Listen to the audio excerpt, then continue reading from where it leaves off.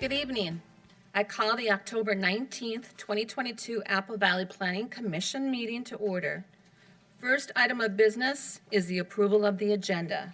Any changes from staff? Madam Chair, a revised draft ordinance was distributed to the Planning Commission, should be at their seats. This is related to agenda item 4A. Other than that, staff had no other recommended changes. Thank you. Commissioners? Move approval. Second. Moved by Commissioner Schindler and seconded by Commissioner Sandall. Any discussion? If not, all those in favor signify by saying aye. Aye. Oppose, nay. Motion carries. Next item of business is the approval of the consent agenda. Consent agenda items are considered routine and will be enacted with a single motion without discussion unless a commissioner or citizen requests to have an item separately considered. It will then be moved to the land use action items for consideration. 3A, approval minutes of September 21st, 2022 regular meeting. Approval of minutes. Move to approve. Second. Moved by Commissioner Sandall, seconded by Commissioner Schindler. All those in favor signify by saying aye. Aye. Oppose, nay. Motion carries. Next on the agenda is number 4, public hearing for a zoning ordinance amendment.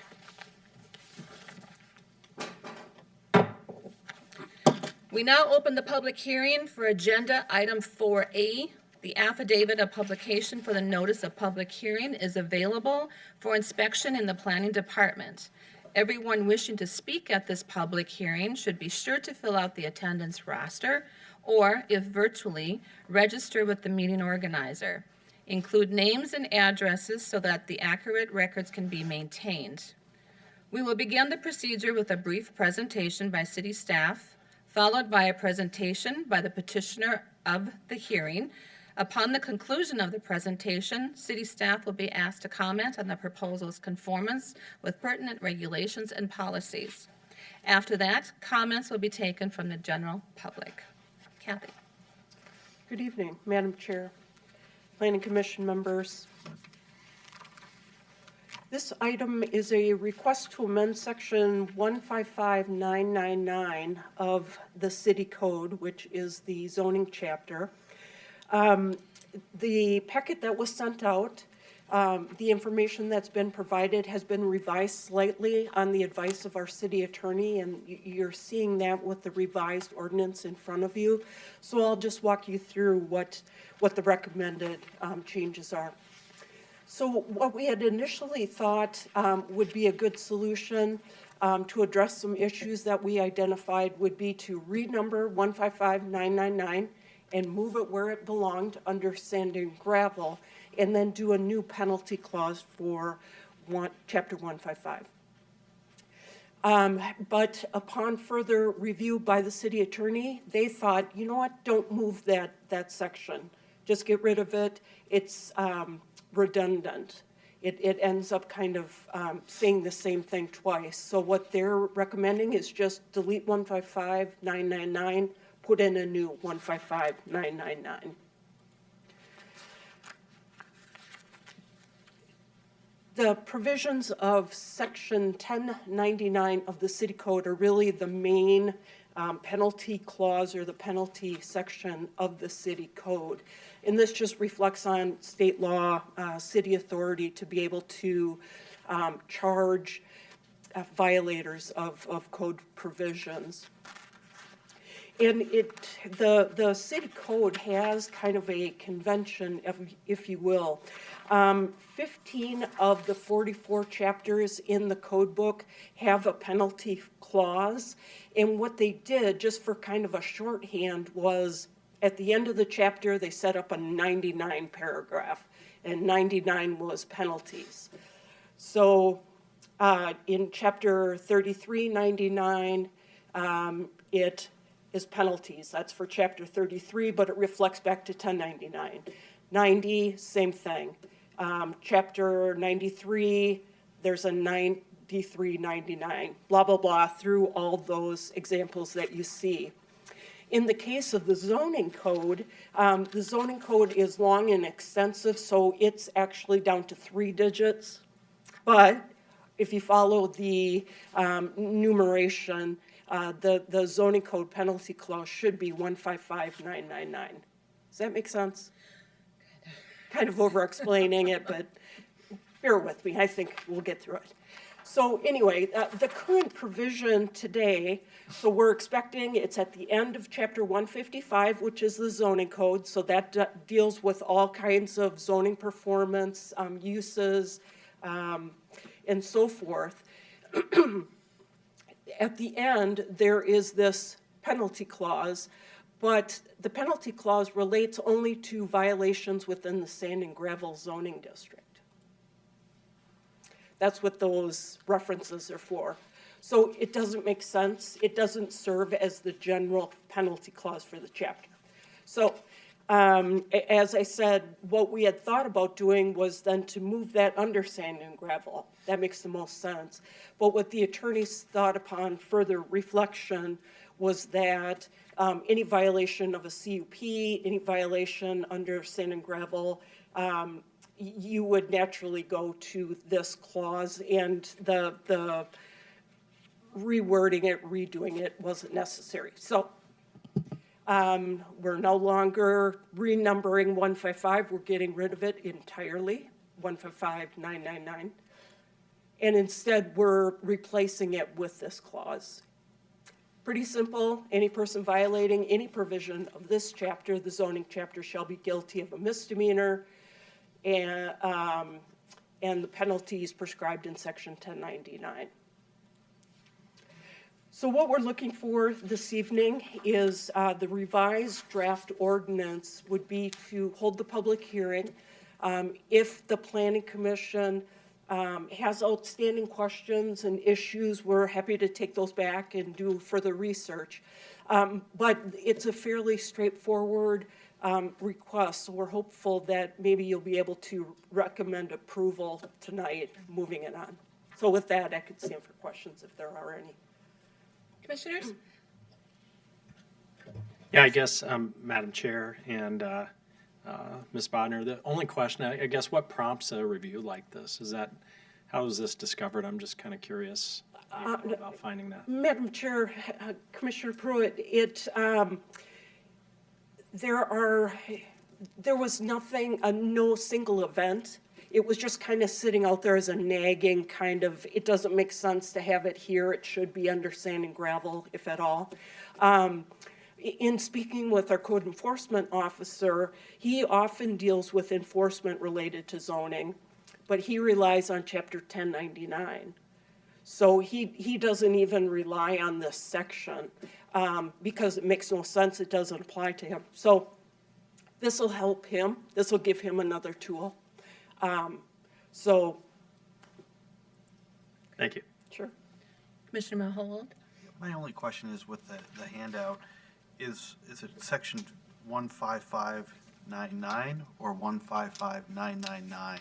Should be 3 digits, 999. Okay, so there's there's a typo on. Is there? On the Okay. handout. There should be a third 9. Yeah, the rest of the code only has the 2, but zoning has 3. So just the. Oh, I see. The heading in Yep. bold there. Okay.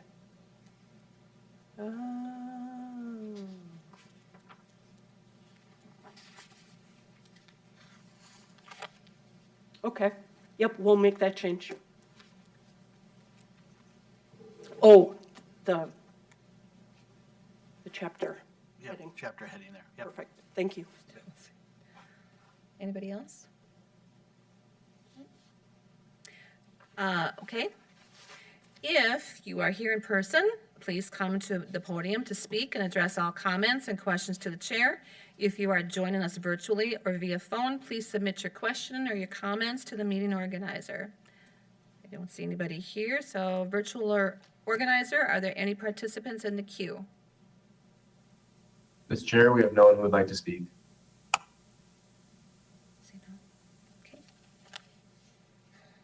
So, if there are no further questions, I will close this public hearing. It is the policy of the Planning Commission not to act on any item on the same night as its public hearing. The Planning Commission will weigh all comments and information received tonight in its deliberation at future meetings.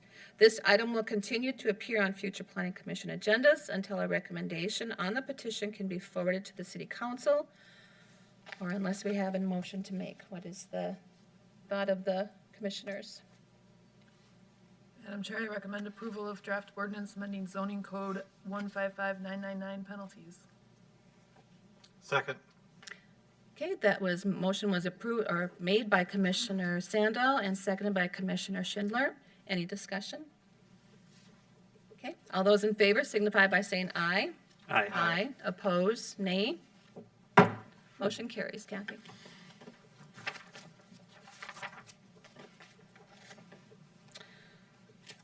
Okay, moving on to 4B, Apple Valley Square 7th Edition.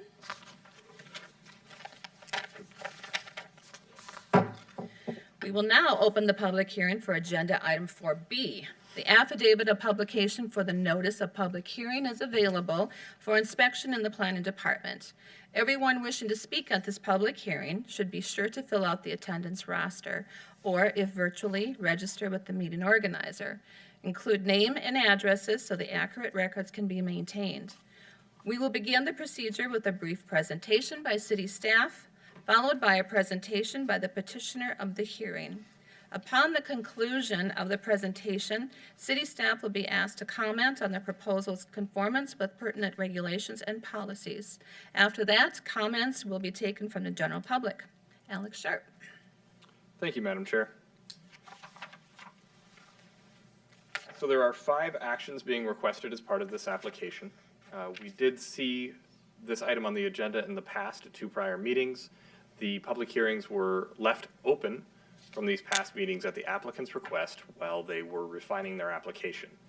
An example of that refinement is a additional variance for the required separation buffer from Class 2 restaurants to residential use. So things were coming into being changed as part of their application. They also provided a traffic study which informed a lot on our staff review of the site, which is why you've seen this item a couple times before and now seeing it for the first time with a presentation. The 5 items are a subdivision by preliminary plat, a public hearing to consider the conditional use hearing for a drive-through in connection with a Class 2 restaurant, a variance of 65 parking stalls, and I believe that should actually say 75 parking stalls, but let me check later in the presentation.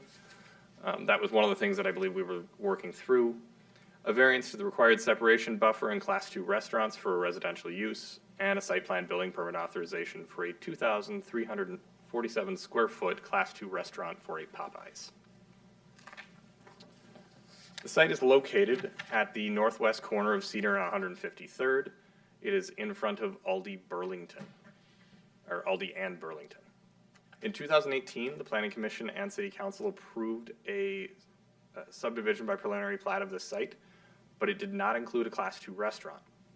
In addition, the preliminary plat was brought forward, but the final plat was never filed. After 1 year, preliminary plats are invalid if the final plat is not brought forward. The applicant had to begin again with a new applicant, and this time it was Popeyes with the drive-through.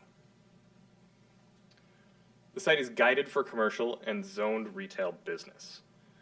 Class 2 restaurants are a listed conditional use within the retail business zones, which means they are permitted with conditions to mitigating negative effects.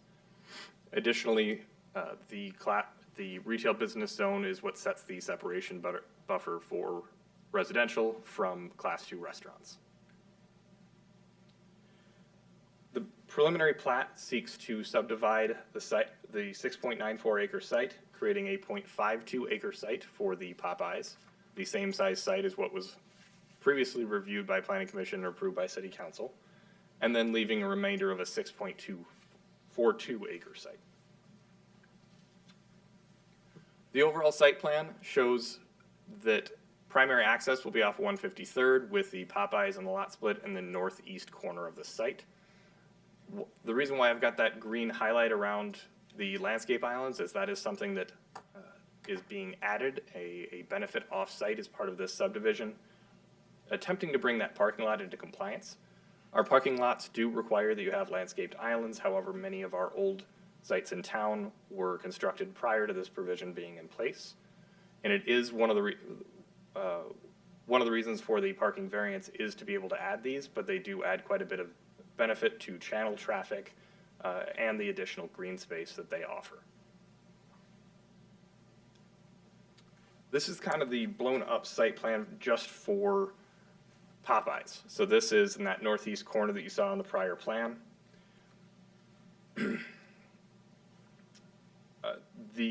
There's quite a bit of increased green space on the site from the existing 100% impervious parking lot, basically. The eastern side of the site that is green will remain green because that is from Cedar Avenue in that corridor. But all of the additional green space seen is added as part of this. Primary access from the site would be largely from 153rd. However, some would likely come down from Cedar. But if you recall on that prior plan, and actually I'll go back to the aerial so you can see it in a wide view. The access off Cedar would, to the north on the neighboring property would come in and then have a median there. So the traffic would be pushed all the way towards the buildings. Therefore, most of the traffic will likely come from 153rd, but we are looking for a distribution plan from the traffic study to ensure that that is correct. One of the aspects that also changed as part of the application, or as part of the refinement of the application, was an addition of a sidewalk connection to Cedar and the trail along Cedar. That is something that has been consistent with our projects moving along the Cedar corridor, Chase Bank being one of them, Starbucks being another.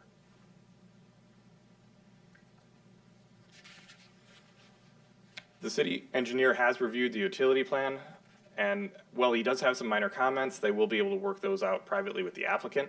The big item of note here that you'll see in a little bit more detail in the grading plan is that due to new stormwater requirements, there is an underground stormwater infiltration basin in the site, which is a significant improvement from existing conditions where it is all piped off site now to a city facility. So this is one of the big additions to having this building, and we see this with all of our redevelopment projects. As you can imagine, from a site that's largely parking lot, it is relatively flat, so there's not a lot of grading that needs to occur, but that can also affect the utilities. The stormwater basin is something that I chose to highlight on this plan because it's a little bit clearer than that wide angle plan you saw on the prior slide.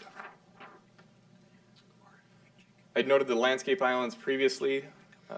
They will be in 3 different species of trees, or 3 different species of trees will be planted on these. The natural resource coordinator has reviewed these and did not have comments to these. They do meet our species diversity guidelines. The landscape plan for Popeyes is pretty significant, and the reason for that is because of our 2.5% of means building cost construction requirement.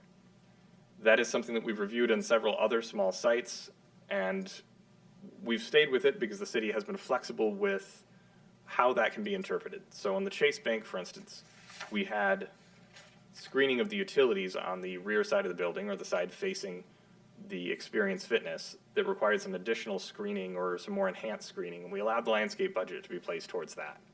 As we will likely have similar utilities on this site, we are encouraging that the applicant utilize some of their landscape budget towards that screening as well. It's consistent with our prior sites, and the major item of note on this plan is that the trees shown along Cedar and the larger green circles would actually compete with the existing trees along Cedar, and therefore were not recommended by the Natural Resources Coordinator. So we are suggesting that the applicant remove those from that section. They can keep the small shrubs, but the larger trees would just offer too much crowding for that corridor. It's also heavily used for utilities. The funds for that could go towards the screening of those utilities or other environmental considerations in the building or on the site. One other note with the planting schedule was that some of the species are not desirable on this plan, and the applicant will be working with our Natural Resources Coordinator to select species that fit Minnesota a little better. The species are used elsewhere, but they in Minnesota are considered invasive. The separation distance that I noted from residential is 1,000 feet.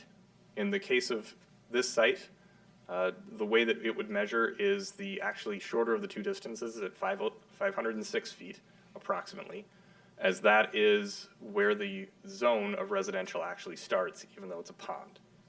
The reality is that the homes are around 680 feet away, or if you wanted to go to the edge of the association property, places that are around 660 feet away or so. We do have a lot of closer sites. As you can kind of see on this diagram, Arby's is immediately north of there. The neighborhood development was put in prior to the Arby's. However, Arby's does not have a variance for this. So it could be that it wasn't in code or codified yet, or it could be that that was something that wasn't considered when that project went in. Additionally, we do have some other very similar types of uses across the street that have received variances for the separation distance on the other side of Cedar. As I noted in the staff report, though, they do have a sound wall between them to assist with that. But in this case, the smells, they are, I think, a sufficient distance away, but would look for Planning Commission guidance. In terms of the actual traffic noise and the traffic from the drive-through use, there's a lot of other noises and things between that I believe may help screen that noise from affecting the residential.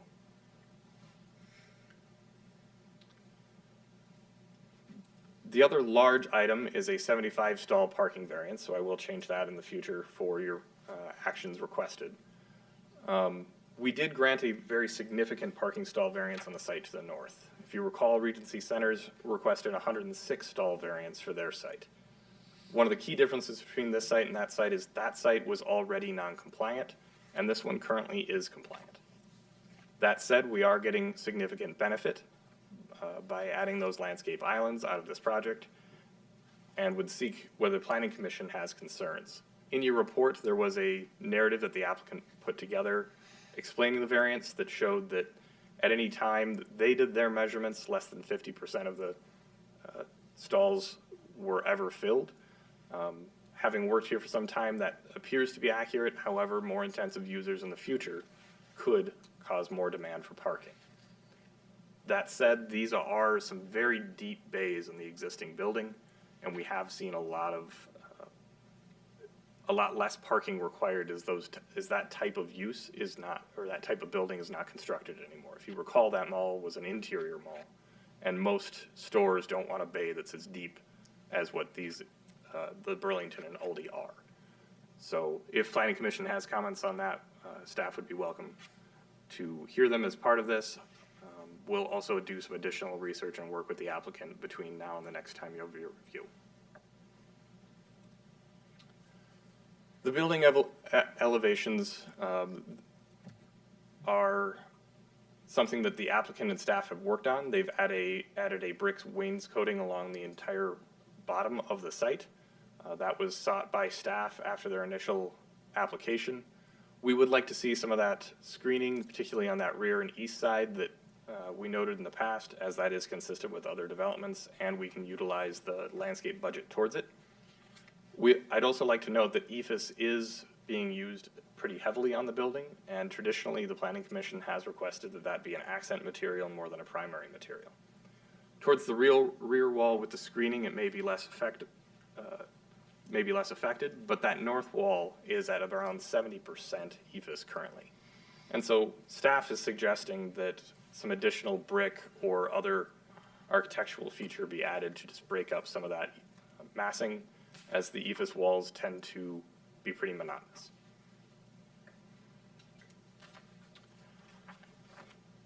The interior floor plan really shows just how much of this restaurant goes towards drive-through. They only have 24 total seats for customers at any one time, and the customer area is by far the smallest area significantly in the building. Most of the building will be going through the two-lane, or most of the business will be going through the two-lane drive-through in the building, and the building design really supports that. With that, we do have the applicant both attending online, if you're looking for the larger site owner, and then I believe we have representatives of Popeyes here with us or present in the audience. Okay, commissioners, let's have some questions for either Alex or the applicant. Anybody? Commissioner Mahowald? Madam Chair. You'd mentioned, with respect to the parking variance, that for, like, in the future, if there were more intensive uses of the Burlington building, that might be impacted by the parking variance. Does that variance then attach to the property such that an intensive use would still be allowed in the future? Or will a future more intensive use be restricted by the number of parking spaces that are there now that it's being, if the variance were approved? Does that make sense? Chair Kurtz, Commissioner Mahal, yes, that makes sense. What we can do is work with the city attorney to craft a condition where the parking demand generated by a new user in the future would need to be similar or equal to the parking demand and requirement of the existing users. It's what we worked through with Chase. And so when Chase came in with Regency Centers, if more demanding users came forward in the future, they would need to undergo a review of their parking as part of their building permit and could be restricted from going in the site if they weren't able to provide the parking. But again, it has to be a like-for-like use. So if it was a restaurant going into Popeyes and a restaurant has the same demand as another restaurant by our code.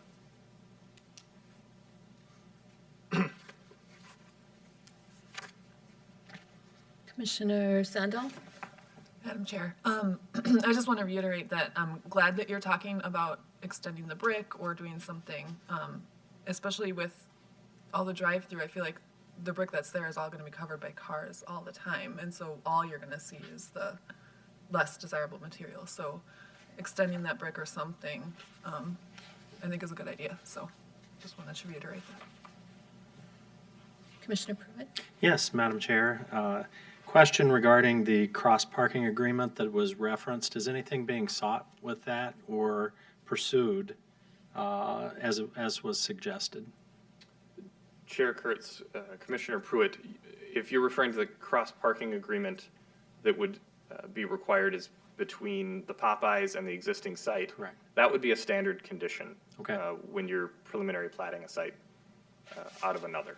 So there'll be cross-parking and cross-access agreements required as part of the existing site, because the new Popeye site can't actually get to 153rd without passing through the existing site. So were it to ever sell, cross-access would be required, and same goes for cross-parking between the two. Thank you. So Alex, do I have this right for the turnoff? They're not adding another turn lane, or it's just going to be the existing one right now that goes into that area by Chase Bank? Correct. Let me go back to the larger aerial. Sorry, I need to go back through them all. So no additional access is proposed on Cedar, nor would Dakota County support such an access. Right. So it's north of that, right, where we turn right now to go into that Correct. area? And there is a median here Yes, that does not allow users to enter into this site and then immediately proceed down this aisle. right, okay. So users would be pushed to the front of this building before they could come down and enter into this site, which is why intuitively, the first time you do it, you may try to use this site and realize you can't do it, and then you'd start coming in through 153rd, but it is why staff is requesting a distribution plan as part of the traffic study. Mm-hmm. That way we can actually see, according to the modeling, the percentage of traffic that's going to be and where the movements will be. I'm just concerned with the additional traffic in front of Aldi, because right now, when you go in that area, Aldi, it's like, crosswalk with people coming and stuff. I'm It's a little very concerned tight about that. spot. The city has limited ability to affect on-site. We can affect, if the traffic from this user impacted city streets, we have the ability to place conditions, but impacting their internal operations, we're a little more limited. Did I state that correctly? Okay.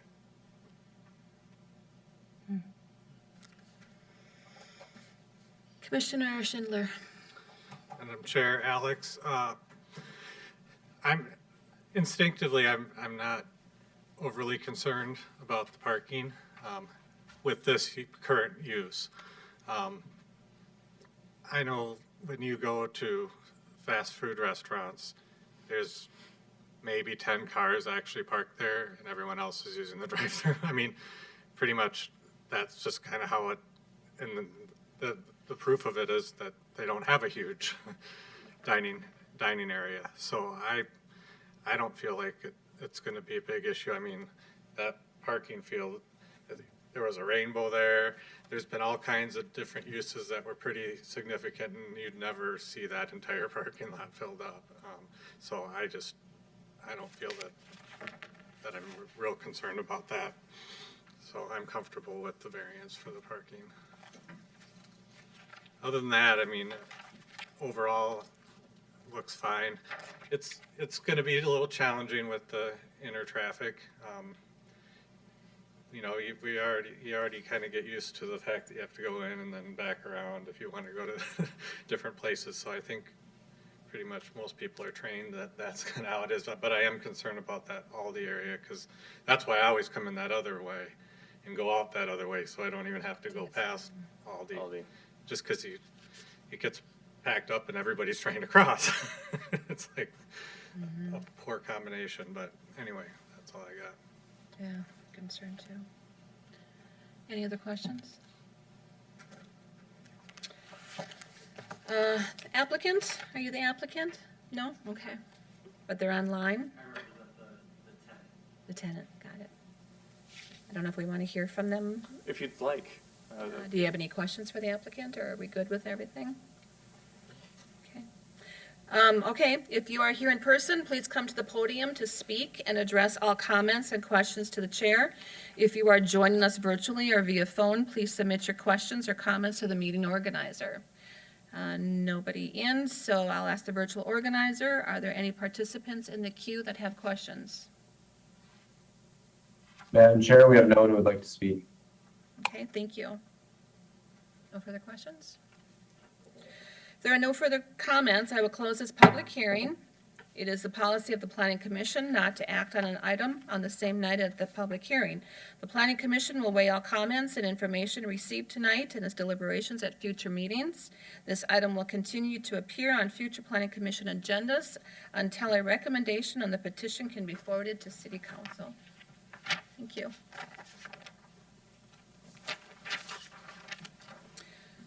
Okay, moving on, we've got 5A, land use action items. There's nothing to report. Brings us to 6A, other business, which is Kathy. Madam Chair, the next Planning Commission meeting will be Wednesday, November 2nd. A reminder that there will be no second meeting in November because of the holidays. The following meeting for the Planning Commission will be Wednesday, December 7th. City Council then meets October 27th and November 10. So that's all I have for that. Motion? Move we adjourn? Second? Motion to adjourn made by Commissioner Schindler, seconded by Commissioner Sandal. All those in favor, say aye. Aye. Opposed, nay. Motion carries. This meeting is adjourned.